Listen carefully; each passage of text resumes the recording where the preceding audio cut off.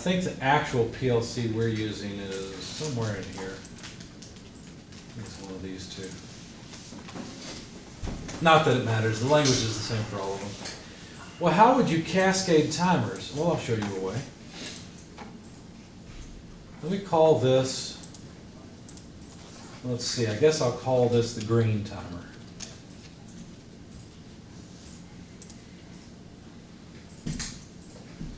And maybe I want the green lamp to be on for, I don't know, all the time. Okay, we can't, that's not practical. Maybe green is on for 30 seconds. Right now it's milliseconds, I probably better change that to seconds. It's an on-delay timer, so basically somehow I will enable this to get the process started. And once the timer has finished, then it'll send out a signal saying it's done. Okay, so there's our green timer. Right now we don't have any conditions, but that's okay. And then what I want to have happen, I'm going to move down one row, and I'm going to get another timer, maybe T2. Let me call this the yellow timer. Now maybe yellow should be on for 5 seconds. Let's put in 5 seconds. Okay. What is it that should make yellow come on? What are the conditions that should start timing? Well, maybe that the green timer's done, right? That would make sense. So let's do that. Put in an instruction. We'll grab timer 1, the green timer. And now we have cascaded timers, because once this timer is done, that starts the next timer. And this timer will remain done as long as the input to it remains on, right? I still have to work on this, but we'll do that in a minute. Now, yellow is not enough. We also, unfortunately, have to have red. If you think about it, green plus yellow is almost equal to red. Actually, red is longer than green plus yellow, because you typically have to have some overlap in the two red lights.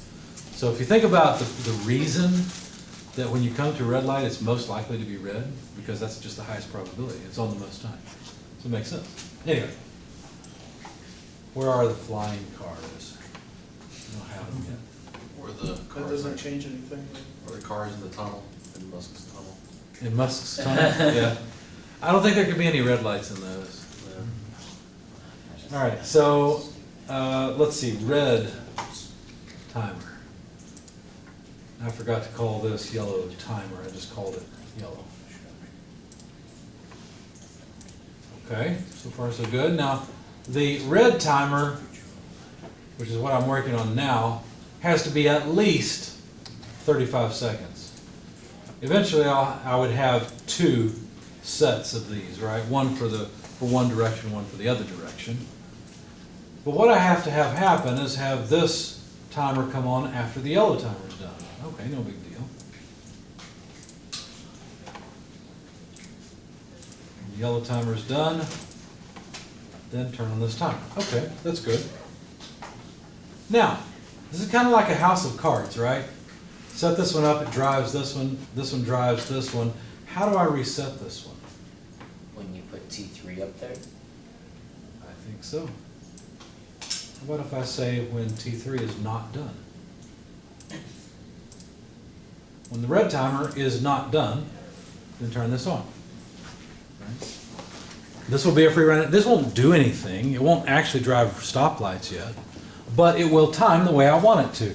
Initially, the red timer will not be done, right? In other words, the bit in T3 will be off, therefore the inverse of off is on, which drives the enable, which turns this on and it starts running. 30 seconds elapse, and that will trigger this one to come on. 5 seconds will elapse, that will trigger this one to come on, but remember, this will not go true until this one's done.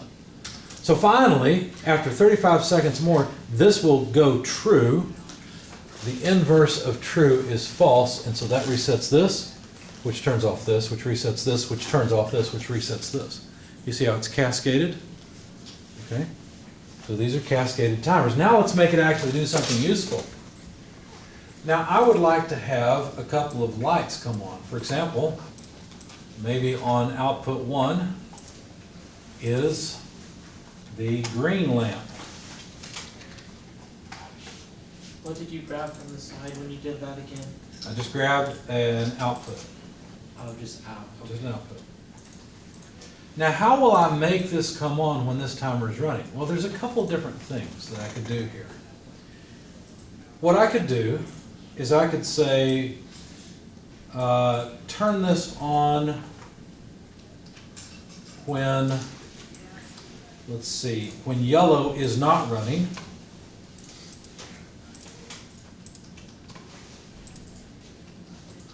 And, or not enabled is the better way to say it, and red is not enabled.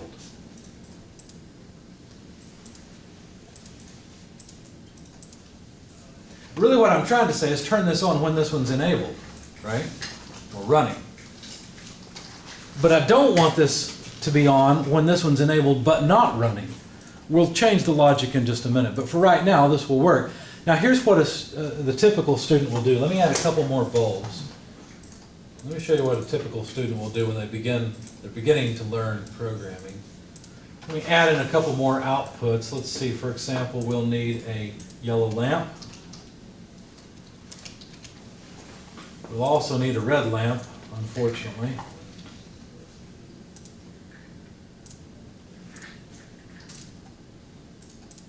I grabbed the wrong thing. I meant to grab two. I don't know how I did that. And let me go ahead and just throw another output on for the red lamp. There we go. Here's what beginning students will do. They'll say the logic for the green lamp is simply not yellow and not red. Right? So beginning students would frequently do this instead. Oops, wrong one here. This is where students are trying to use outputs to drive other outputs. And this may be okay. I haven't shot myself in the foot completely yet. But this is not the best way to go because the real condition for turning on the green lamp is that the green timer is running. That's the real condition, not that the other lamps are off, you see. The real condition for turning these on is also not necessarily that either one of these are running, it's that this is running. I would like my program to be more intentional, more clear. More where the outputs are related to what it really depends on. So how can I make something that means that this timer is running? Because I can't really say when this is running but not done, but I could say when the red timer is not running, which are the conditions leading up but not done. In other words, I could say this.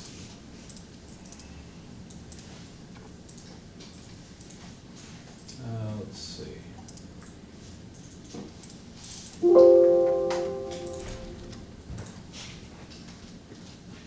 Is that what I want?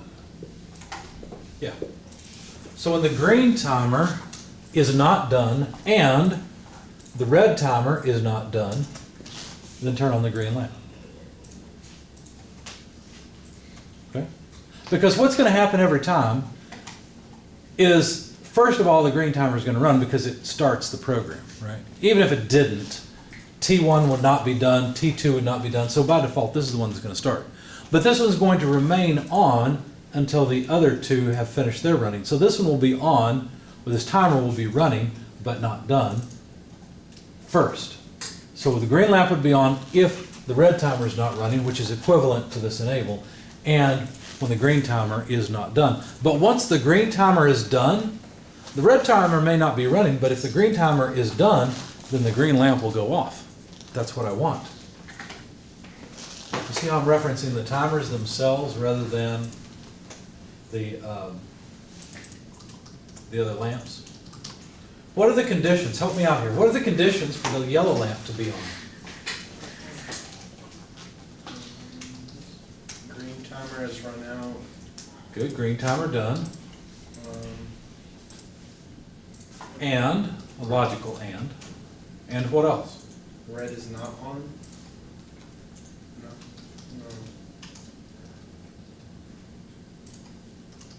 I mean, that might work, but I don't think you want to use the red lamp. Well, the yellow. The red timer's not done yet. The red timer's not done yet. Yeah, that's.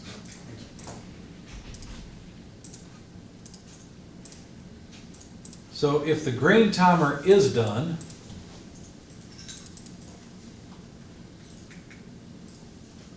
No, that's the wrong condition.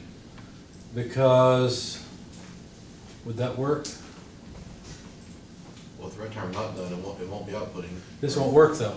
Because look, once the yellow timer is done, this will come on. The red timer will not be done, and so we'll have red on while this is running ideally, but we'll also have yellow on, so both will be on. This won't work. What else could we do? Green timer showing. Somebody said it. No, nobody said it, I take it back. Look up here. This instruction copies this. It's simply the enable condition for the timer. What does this come from? Where does this come from? It says, if the red timer is not done, which means we're not at the end of the cycle, and the green timer is not done, then turn on the green lamp. But once the green timer is done, that shuts off the green lamp. Couldn't we do something similar? Couldn't we copy the enable condition and say when this yellow timer is not done?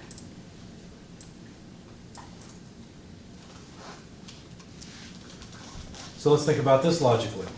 Once the green timer is done, we want the yellow lamp to come on, so that's good. But once the yellow timer is done, once T2 is true, we want the yellow lamp to go off. And this will do it. Right? You have to be very careful and make sure that you've selected the actual conditions that represent the output you want. What about the red lamp? How would we do that? So it's when the yellow timer is done. Which is the condition for the enable here. And what else? The red timer is not done. That's right. I'm going to copy and paste because it's quicker.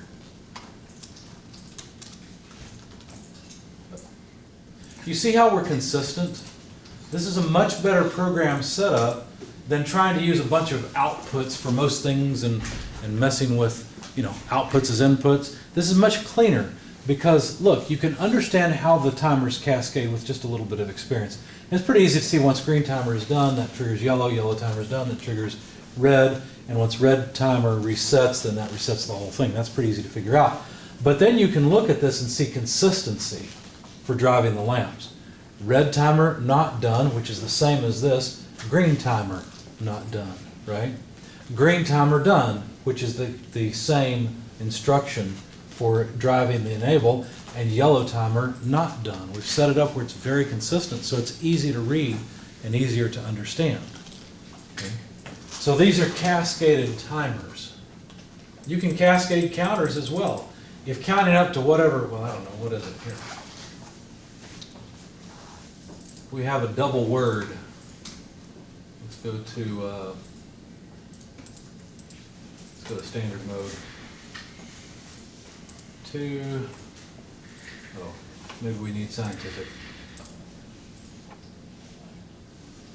So 2 to the power of, I guess that would be second in this language, in this calculator. 2 to the power of 32. Nope, that's not it. 2 to the x, that's what I really want. 32, 2 to the x. Hey, they got it, nice. If counting up 4,294,967 and 296 is not enough, which is the biggest number that we can hold in this processor, then we can cascade counters and count further. In fact, one thing that students often do, if I have them cascade counters, is they'll set it up a lot like cascading timers, where once one is finished counting up to its maximum, the next one starts. Okay? There's a better way to do it. If you, so you'd be basically adding whatever values each counter counts up to. There's a better way to do it. If you set up one counter where it automatically resets once it's done, you can count the number of times that the other resets. So if one is counting up to 4, what was that, billion or so, and it does that 10 times, well then you're multiplying instead of adding, you see. So your counter would count, instead of counting events, taking over counting, it would count how many done times the previous counter experiences. Of course, in a processor like this, it's a 16-bit processor, that's not really a big deal. Back when there were 8-bit processors, this was more of a problem. So cascaded counters aren't particularly useful these days with modern PLCs, but cascaded timers are. By the way, there's actually a way to do this stoplight thing with one timer instead of having to have 3 or 6 for both directions. I'll show you how that works a little later, but for right now, what I want you to do is go ahead and work on the garage door problem. And maybe next time or so, maybe next week, I'll show you how to use a timer and actually find out what the amount of time is in that timer so that you can compare to it and turn on lights based on the comparison of the time rather than based on whether or not the timer is done. Okay? But so far we haven't dealt with anything other than bits. In order to do that, we have to deal with numbers. There's plenty of numbers that we can deal with in this PLC, but we're not quite there yet. Any questions about timers and counters? Sorry it's such a boring lecture. I'm not really sure what to do to spice it up. I guess I should set off some fireworks every 2 or 3 minutes. Maybe that would do it. Anyway, there it is. Okay, well, let's work on the lab. And when you should be able to get it done today, I think. Hopefully then we can start on the traffic problem next class. All right.